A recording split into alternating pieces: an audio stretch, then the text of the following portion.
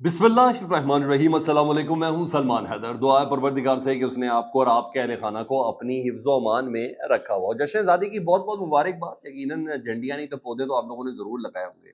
कुछ ऐसा काम ज़रूर करना, और दुआ तो यही है कि परवरदिगार हमें सोचने की आज़ादी दे और हमें अच्छा बोलने की आज़ादी दे और आज़ादी इज़हार राय और अच्छे से उस राय का इज़हार करने की तौफ़ीक अता फरमाए। अल्लाह हमारे इदारों को भी आज़ादी दे और हमारे फ़ैसला साज़ों को भी आज़ादी दे, हमारे सियासतदानों को भी आज़ादी दे और हमारी सोच की आज़ादी कम से कम हमें मिले और फिर बहुत से मामला दुरुस्त होंगे। इस दुआ के साथ ये 14 अगस्त है जी। जनरल फैज़ हमीद साहब से मुतल्लिक ही मैंने बताना है, क्योंकि हर गुज़रते दिन के साथ नए-नए इंकशाफ़ात सामने आ रहे हैं जी, और ये सिलसिला सिलसिला रुक नहीं रहा बल्कि मज़ीद आगे बढ़ता हुआ नज़र आ रहा है। यानी मामला सिर्फ ये टॉप सिटी हाउसिंग सोसाइटी का नहीं है, वो इतनी गंभीरता है, 100 से ज़्यादा बड़े सफ़ों के ऊपर तो उसकी मिसलें, उनकी मिसलों में पता चलता है कि जिन साहब की दरख्वास्त पर सुप्रीम कोर्ट ने एक्शन लिया है ना, वो साहब भी स्टॉप सिटी सोसाइटी के मालिक नहीं है। उन्होंने भी एक बाहर लंदन में मौजूद औरत के साथ गबन करके इस सोसाइटी पर कब्जा किया है, और काफ़ी चीज़ें हैं बीच में। खैर, अभी मेरा मौजू ये नहीं है। मेरा मौजू है जनरल फैज़ हमीद साहब, कि जनरल फैज़ हमीद साहब का मामला सिर्फ टॉप सिटी सोसाइटी तक नहीं है, और अगर वो टॉप सिटी सोसाइटी तक का मामला होता तो वो बहुत पहले गिरफ्तार हो चुके होते।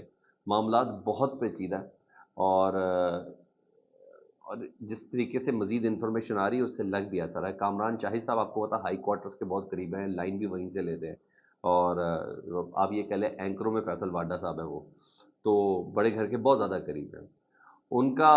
उन्होंने, आपको पता है, फिर उस्मान डार साहब का इंटरव्यू भी अचानक, उस्मान डार साहब गायब थे और पुरस्रार तौर पर गायब थे, तो फिर अचानक से नमूदार हुए, तो फिर उन्होंने कामरान शाहिद साहब के चैनल में अपना एक अदद इंटरव्यू भी दिया था। फिर जिस तरह का तरीके से पता चला था कि कौन उठा के लेके आया था, उनको कहा नहीं, उनमें से कामरान शाहिद साहब भी शामिल हैं।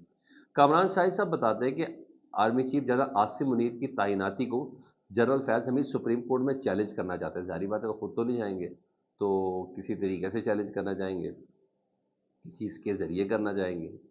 मतलब इदारे के अंदर मामला डू और डाई वाला हो गया था, क्योंकि आर्मी चीफ से मुतल्लिक जनरल आसिम मुनीर साहब से मुतल्लिक खेल खेलना कोई इतना आसान बात तो नहीं होगा, तो फिर इदारा पूरा सामने खड़ा होगा, तो ये बात कहीं और पहुंच रही है।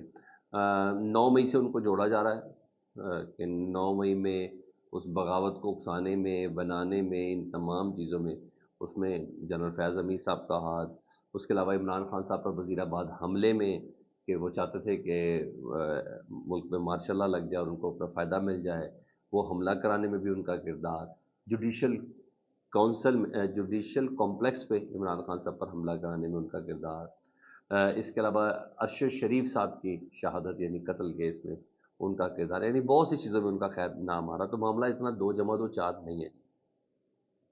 इसके अलावा जी जनरल फैज़ हमीद साहब पर राना सनाउल्लाह साहब ने भी अपने ज़ुबान के बंद खोले हैं, और एक ज़िम्मेदार सियासतदान है और ज़ेर ताब भी रहे हैं।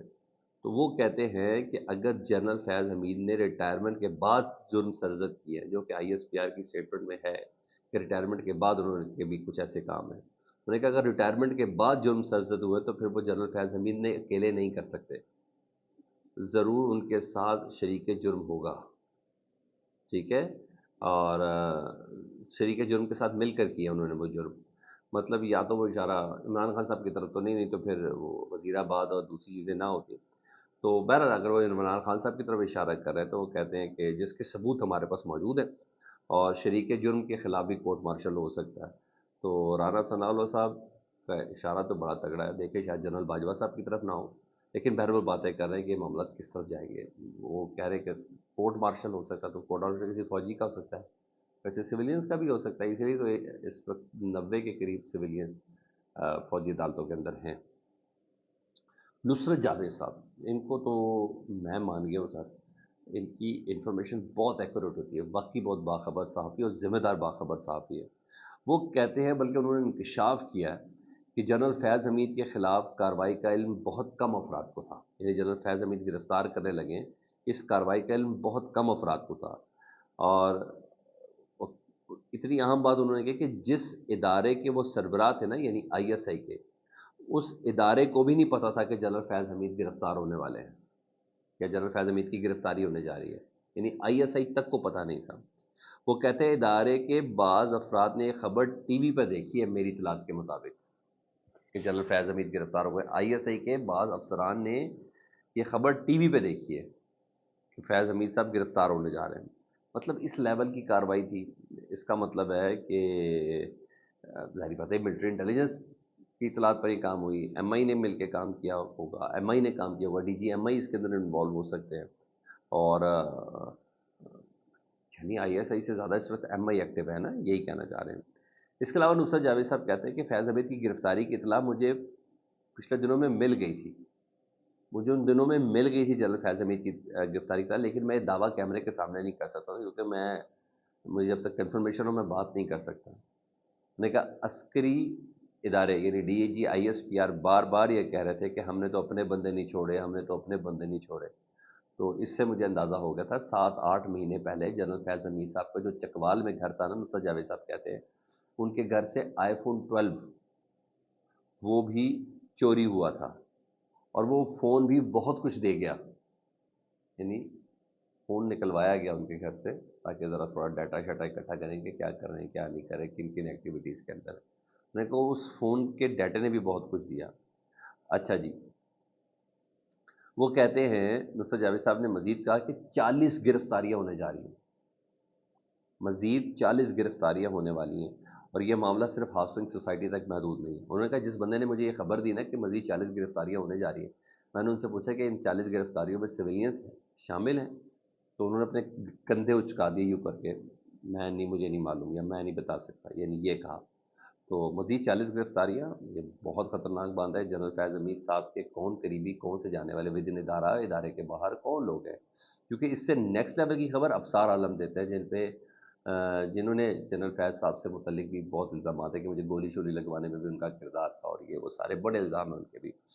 ابصار عالم صاحب کہتے ہیں کہ فیض حمید کی گرفتاری صرف اکیلے نہیں ہوئی، ان کے ساتھ 40 سے 52 افراد گرفتار ہو چکے ہیں، 52 افراد گرفتار ہو چکے ہیں۔ ارے بھائی 52 افراد میں سویلین ہوتے تو تھوڑا پتہ چلتا، فوجی ہیں تو کون ہیں، یہ بڑی بات ہے۔ اور مطلب کوئی گرینڈ ہی کریک ڈاؤن ہے ساتھ، یہ بات لمبی چلنی ہے، اور یہاں یہ چیزیں۔ ادھر عمران خان صاحب نے باقاعدہ طور پر جنرل فیض حمید صاحب کی گرفتاری پر اپنا رسپونڈ دیا ہے۔ انتظار پر جو تھا، جو عمران خان صاحب سے جن کی کل ملاقات بھی ہوئی تھی، عمران خان صاحب کے اسپوکس مین بھی ہیں، انہوں نے کہا ہے کہ عمران خان صاحب نے کہا ہے کہ فیض حمید پر کی گرفتاری فوج کا اندرونی معاملہ ہے۔ ہاں، اگر ہمارے متعلق 9 مئی یا کسی چیز سے ہمیں جوڑنا تو پھر اس کے لیے ان کو جوڈیشل کمیشن بنائیں، اور CCTV فوٹیج کے ذمہ دار کو کنہوں نے غائب کیا ہی ہے۔ تو عمران خان صاحب، پوری PTI کہہ رہی ہے کولڈ شولڈر، وہ جسٹ ڈیم کیئر، فیض حمید اگر پکڑے گئے ہیں ہمیں کوئی ایسی چیز نہیں ہے۔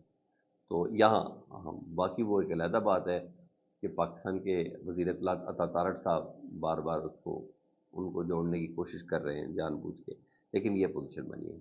ادھر ایک دو اور مووز بھی بڑی زبردست ہے نا، عمران خان صاحب نے فواد چودھری کے بھائی جو ہے نا فیصل چودھری، ان کو اپنی لیگل ٹیم میں شامل کر لیا، اور نہ صرف شامل کر لیا گیا ہے، اس کو ہدایت بھی کی گئی ہے، اور ان کی کل ملاقات بھی ہوئی ہے فیصل چودھری کی عمران خان صاحب سے۔ فیصل چودھری صاحب ان ہو گئے تو اس کا مطلب ہے فواد چودھری صاحب بھی ان ہو رہے ہیں، کیونکہ فیصل چودھری نے فواد چودھری سے ہی مشورہ لینا ہے، اور وہ مشورہ انہوں نے پھر عمران خان صاحب کو بھی دینا ہے۔ تو یہاں یہ پوزیشن ہے، مطلب فواد چودھری صاحب بھی ان ہونے جا رہے ہیں۔ ادھر کل رات کو بڑا کریک ڈاؤن ہوا پاکستان تحریک انصاف کے کارکنوں کے اوپر، کہ عمران خان صاحب کی ہدایت یہ تھی کہ آپ لوگوں نے پاکستان کا جھنڈا اور PTI کا جھنڈا لے کے باہر نکلنا ہے۔